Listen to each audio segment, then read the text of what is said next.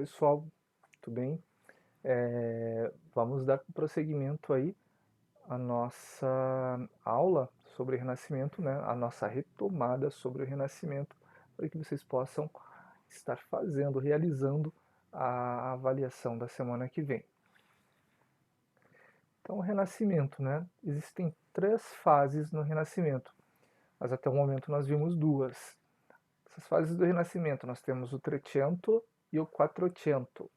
Tá? Fases do Trecento, a primeira, ela se inicia em 1300, no século XIV, e manifesta-se predominantemente na Itália, mais especificamente na cidade de Florença. Os principais artistas desse movimento, nós temos o Giotto, o Boccaccio e o Petrarca, entre seus maiores representantes, né? Lembrando que o Giotto ele foi aluno do Cimabue, Giovanni Cimabue, que o encontrou quando criança, né? Ele estava lá carregando um rebanho de ovelhas. Em determinado momento parou, estava desenhando nas pedras. Cimabue visualizou, viu que o garoto tinha talento e o levou para ser seu discípulo. E posteriormente, Giotto veio a se sobressair, né, do Cimabue e conseguiu dar um passo a mais que seu mestre. Então é no Trecento que nós começamos a ver a profundidade nas obras, é onde começa, onde nasce a perspectiva. Então nessa primeira obra do Giotto a gente já percebe ali essa pequena tentativa da perspectiva, né? Da profundidade nas obras. Ainda tem muito do aspecto do gótico, né? Traz a religiosidade, traz a linearidade, cheio de linhas e contornos os desenhos e cheio de temas bíblicos. Nessa obra aqui a gente consegue perceber bem todos esses detalhes que eu acabei de falar. Aqui começa a aparecer bem acentuada a perspectiva, ainda um pouco disforme, né, sem muita técnica, mas ela já aparece aqui, já dá essa ideia, essa sensação de profundidade. Ainda notamos contornos nas obras, muito contorno, e o tema religioso, né? Mas já começamos a ver também uma pequena evolução no claro e escuro, o cromatismo. A gente já começa a notar muito bem isso aqui, pelo menos, principalmente nas roupas dos personagens retratados. Nessa obra que nós já fizemos uma análise em vídeos anteriores, nós temos o beijo de Judas. Aqui, Judas, Jesus, né, seus apóstolos. Aqui atrás nós temos muitos soldados nessa tentativa de perspectiva, de demonstrar que existiam muitos soldados. Isso aqui acabou ficando até meio confuso, até parece um oito, uma árvore, algo nesse sentido. A gente sabe que são soldados, observando bem o capacete desse primeiro soldado aqui, ó. E a gente vai notando que aqui são divisões que demonstram também que são vários soldados lá atrás, tá? Ainda assim, existe muita linearidade, aqui a gente percebe bem esse detalhe de linhas na obra, mas também notamos uma grande evolução no claro e escuro, né? O cromatismo da obra já começa a ficar muito mais intenso. Lembrando que ainda estamos falando do Trecento, que é como se fosse um bebezinho aprendendo a engatinhar, né? Então está muito no início tudo isso, né? A perspectiva, o claro e escuro, muito no início. Ainda nós temos tema religioso, que é ainda reflexo da arte gótica. Aqui nós temos a comparação de duas obras que são muito parecidas. Uma que é essa aqui, a do Cimabue, e essa do Giotto. Na do Timabui a gente vê que os anjos estão todos amontoados, parece que estão flutuando aqui.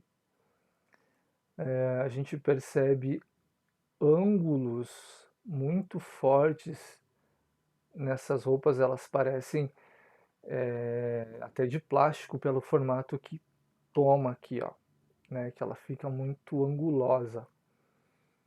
Nós vemos, ou melhor, nós não vemos profundidade nessa obra do Timabui, até parece que a Virgem aqui ela está sentada num tobogã, porque não dá ideia de profundidade, parece que ela está escorregando aqui, ó. E por outro lado, nós temos a do Giotto. Vejam já a diferença, que ela começa a ganhar profundidade, já dá a ideia de que ela está sentada numa cadeira, num trono. A roupa muito melhor, né? Ela está muito mais suavizada, ela cai, ela veste muito melhor o corpo da Virgem aqui, o corpo dos anjos.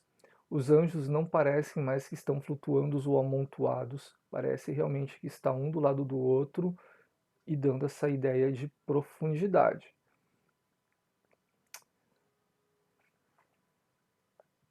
Ok? Então, sempre se atentem a isso. Ainda nós temos muito da arte gótica aqui, lembrando que 1300 é a transição, tá? Tá deixando a arte gótica e começando o renascimento. Então, por isso que vocês vão notar ainda muitas semelhanças com a arte gótica. E aqui nós temos o Quattrocento. Quattrocento, principais características, né? Nós temos aqui como um dos ícones do Quattrocento o Frangélico. Nós temos ali delicadeza nas figuras estilizadas, o cromatismo intenso, perspectiva empírica. Perspectiva empírica, ela diz respeito à perspectiva que ele vê no seu dia a dia. Tá? Não é algo que ele estudou, mas sim que ele observou e com base nisso ele criou a sua própria perspectiva. Isso fica muito nítido aqui, ó. Nesse caminho a gente percebe que essa perspectiva ela está muito bem definida aqui. Se começássemos a traçar linhas de um ponto de fuga, ela ficaria muito bem elaborada aqui, tá? Eu acredito que esse ponto de fuga esteja mais ou menos aqui, ó. Se a gente traça as linhas a partir dele, nós teremos a construção bem sucedida dessa construção lateral aqui, ó, tá? E tanto do caminho. Tá? Se a gente imagina o ponto lá, ó, vem puxando as linhas, vai dar essa ideia de perspectiva, de profundidade, tá? Lembrando ainda, é o começo, tá? Nós estamos falando ainda da parte que começa a se desenvolver melhor essa perspectiva. Frangélico já consegue lidar bem mais do que o Giotto, né? Dando um passo além do que o Giotto já havia dado. Nós temos também o Botticelli. Botticelli e a obra O Nascimento da Vênus, que nós já analisamos a obra na aula passada, já observamos, já vimos muitos detalhes a respeito dela, tá? Ainda existe a prevalência do desenho sobre a modelação, quer dizer que ainda existem contornos na obra, corpos esguios e graciosos, a gente percebe que são todos, né, bem esguios, magrinhos, né, os corpos, não tem nada muito rechonchudo aqui, bem esguios e graciosos. A composição harmoniosa. A gente observando a obra, a gente percebe que ela tem um equilíbrio.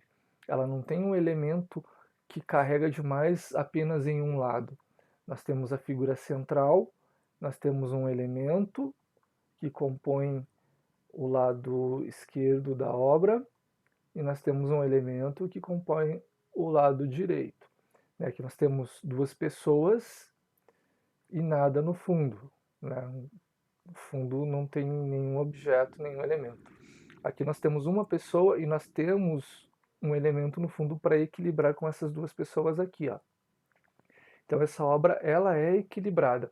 É uma das características do Renascimento são essas figuras, o tema central sempre centralizado, bem centralizado na obra, tá?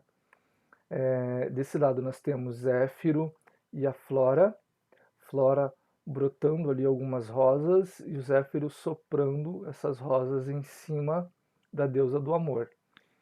Do outro lado nós temos Hora, a Hora que é a primavera. A gente consegue notar isso pelo florido de suas roupas. E ela está fazendo o quê? Indo cobrir a Vênus com esse manto todo florido.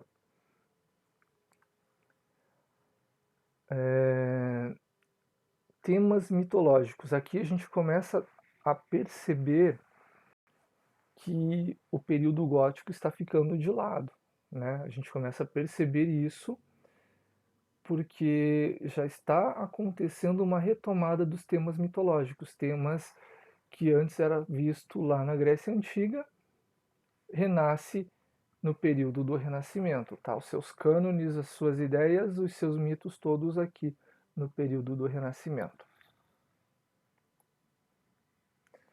As inovações que surgiram com o Renascimento. Pintura a óleo, a terceira dimensão, a geometrização, a proporção, as representações naturalistas. As representações naturalistas é tentar representar, por exemplo, um corpo humano como ele é, a natureza como ele é natural, tá? Sem nenhuma invenção. A terceira dimensão diz respeito à perspectiva. Geometrização, ainda não conversamos a respeito, mas eu já tenho uma aula preparada para falar sobre isso. A proporção diz respeito ao volume, tá? Que ele vai se desenvolvendo. Ainda não chegou na parte que essa proporção ela é bem desenvolvida no Renascimento aqui, a gente ainda não falou a respeito, que é onde o pleno domínio do claro e escuro, né, o chiaro escuro e a luz e sombra, ela se sobressai.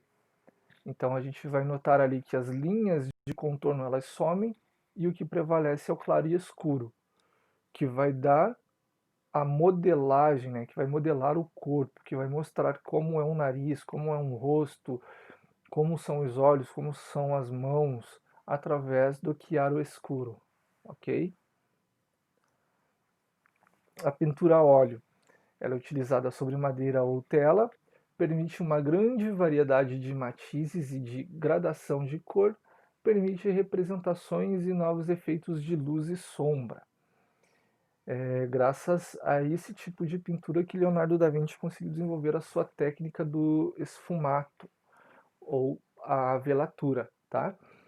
Que também nós veremos mais para frente. A terceira dimensão deve-se aos estudos matemáticos sobre a perspectiva dos arquitetos Brunelleschi e Albert e do pintor Piero della Francesca. E aqui nós temos um pouco sobre a geometrização. Outras características inovadoras foram a geometrização da arte, adotam-se as figuras geométricas com preferência para o piramidal, na composição das grandes cenas pictóricas, o enquadramento dos planos, obtém-se assim a terceira dimensão na arte, criação da pirâmide visual, marcada pela profundidade, pelo relevo e volume das formas. Mas isso a gente ainda vai abordar mais para frente com uma aula específica para esse tipo de técnica, tá? Pessoal, então é isso que eu tinha para falar para vocês, né? Essa retomada. Continuem vendo os vídeos que a gente que já foi postado para vocês.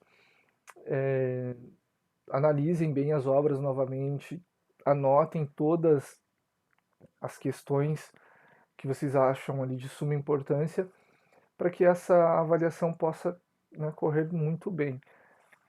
A avaliação está bem tranquila, ela está pautada em cima de tudo isso que vocês viram até o momento. ok? É importantíssimo também que sempre que vocês visualizarem o vídeo ou fizerem uma atividade, vão em produção acadêmica e me deem um retorno, né? Já assisti o vídeo, professor, já fiz a tarefa, me mostra a tarefa, porque as presenças de vocês estão sendo feitas através daqueles que estão devolvendo, né? Fazendo essa devolutiva para a gente. Assistiu, deu um ok lá, a gente está marcando presença. Aqueles que não estão fazendo isso estão perdendo, estão recebendo falta. Então é importante que vão lá em produção acadêmica e sempre estejam sinalizando que estão participando da aula, ok? Pessoal, então um grande abraço e até a próxima.